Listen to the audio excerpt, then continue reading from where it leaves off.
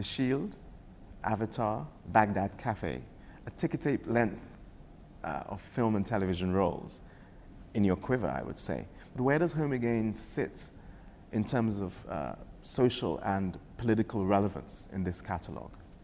Interesting. You know, along the way, you get great films, good scripts, or work. And that's really important. I'm an actor, and I take work according to the script for the most part. But as I've grown older, I have become fascinated by my own region, which has a dearth of films, and that is the Caribbean. This is my 4th Caribbean film, independent. I've done one for Guadeloupe, one for the Bahamas, this one for Trinidad/Jamaica. And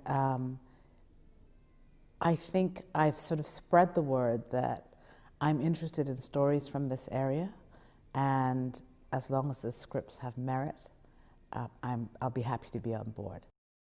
Given that an enormous number of deportees have grown up within the Caribbean diaspora, and increasingly on their return, there is a link between the volume of some of the most heinous crimes as far as Trinidad and Tobago, Jamaica, and indeed St. Vincent the Grenadines, affecting to a great extent the innocent. I wondered if you had a view on the issue of deportation in this context. How I understood it is that for a deportee, when they arrive back at those certain islands, there's so much resentment for the idea that they blew something, that so many of us who are here and we want to get there, and you were there and you messed up. And I think they treat them as if they're the scum of the earth because you messed up. And so many of us want this opportunity. The island is in a way an old world place. Yeah. Different rules, different laws, unspoken. And you arrive and you're clueless. So it would be like me, you know, getting into a cab in New York and going, you know, take me to Brooklyn. And the man hears my accent and therefore drives me through Manhattan, through Queens, through, you know, the Bronx, and then perhaps Brooklyn. And, you know, your entire pocketbook later, say, you're in Brooklyn. And it was just a 10-minute cab ride over a bridge. I think I've been in that situation. Haven't we all? At some point.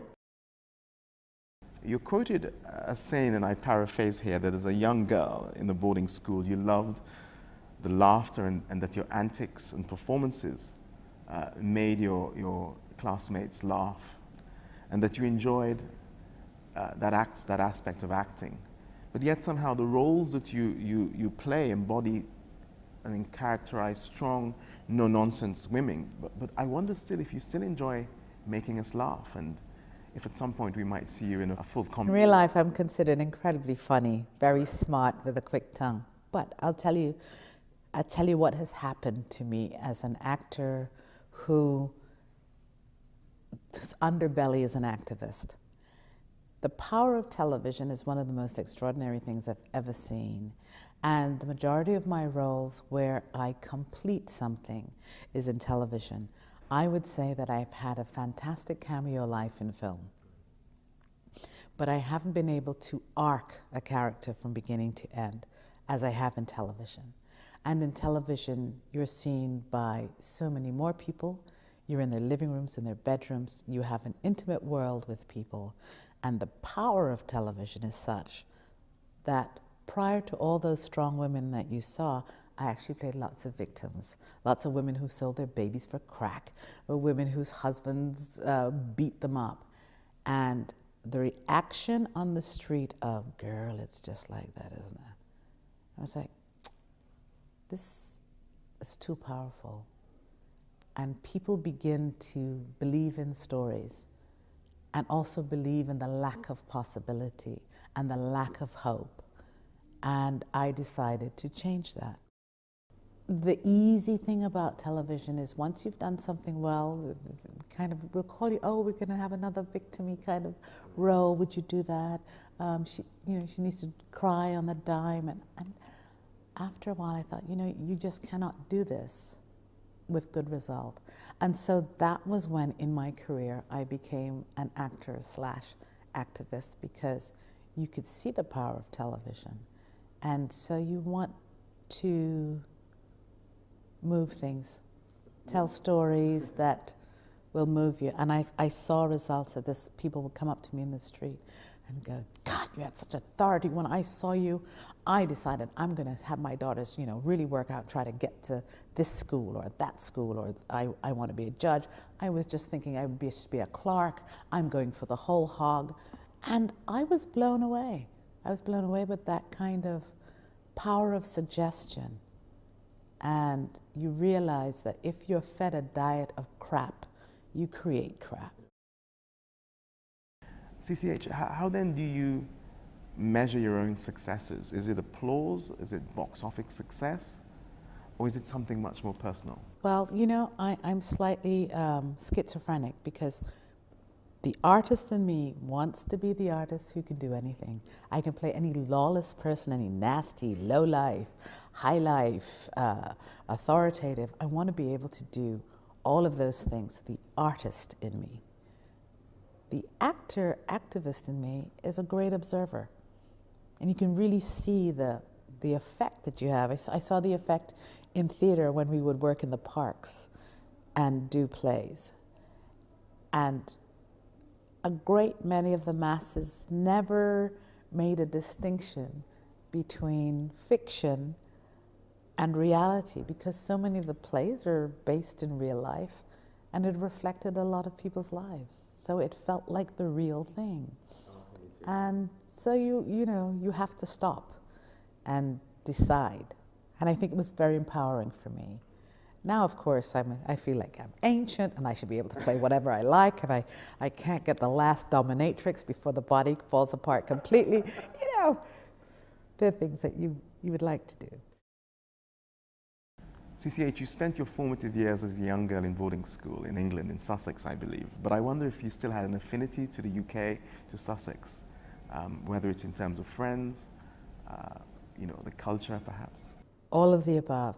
I'm a Capricorn and by nature incredibly loyal. And therefore, my childhood friends are still around.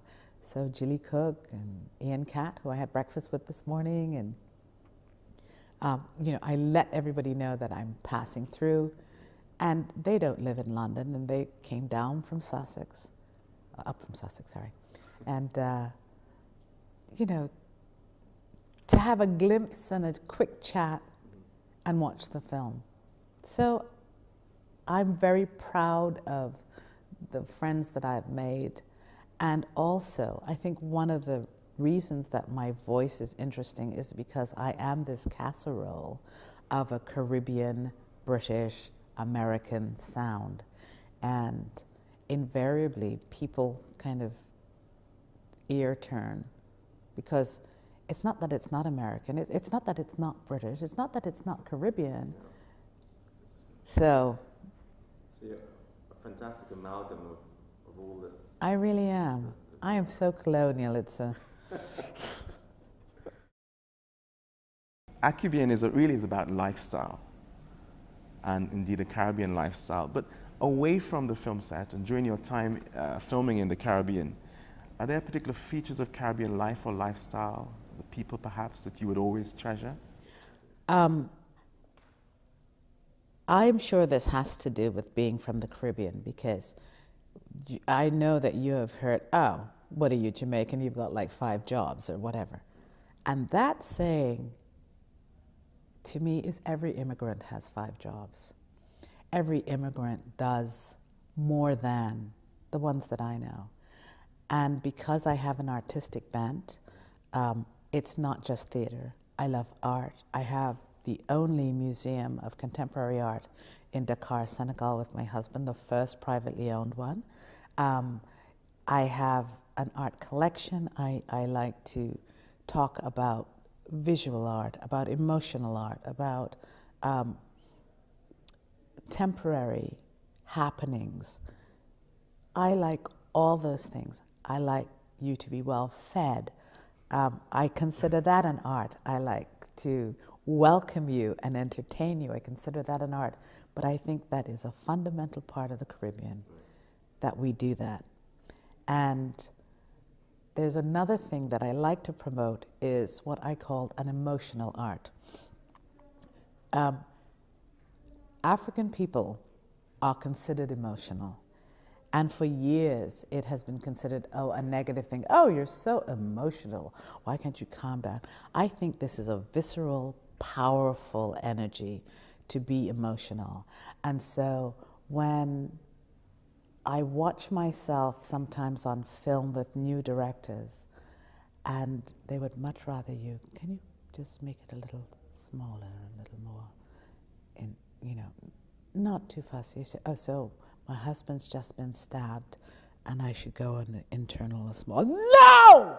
He's just been stabbed, God damn it! And I want it like that.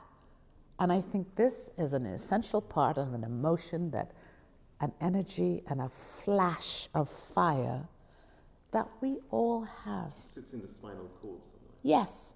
Yeah. And sorry to bust the ears of the cameraman, I apologize. But I don't want to give it up for a clean, internal, destructive. The whole point of that flash is that you get the pain out of the way so that you can move on. And I think this is rarely shown in films, and I want to show it. And therefore, emotional art fascinates me as much as the visual, as much. I look at a basket now, and I didn't understand it before, but now I'm saying what he is painting is what I'm feeling. And I'm seeing sort of just different parts of our diaspora expressing themselves, and I'm recognizing it, and it becomes more important, more necessary, and more explained.